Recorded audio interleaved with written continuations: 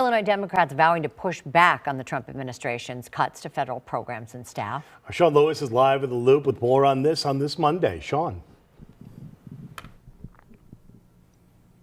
Yeah, good afternoon. Senator Dick Durbin, joined by 9 Democratic members of the Illinois House delegation, railing against those Trumps by the Trump administration at the direction of Elon Musk. The group did talk about what Winnie was just talking about, the FAA cuts, but the main thrust of their focus today are in defense of social safety net programs, including Medicaid, housing assistance, and food safety. These lawmakers say these cuts are directly related to the $4.5 trillion the administration says it wants to give in tax breaks to wealthy Americans and to corporations, and their words, at the expense of low and middle income Americans.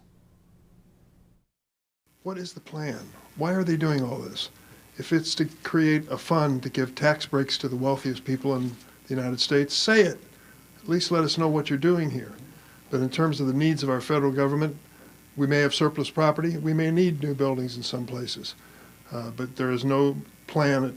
If they had been honest with the American people about what they wanted to do, they would not have won the election.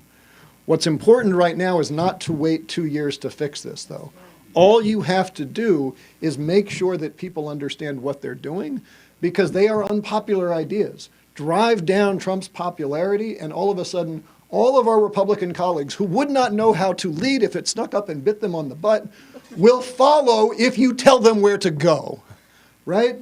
So make some noise and we'll get this done. But we are in a constitutional crisis.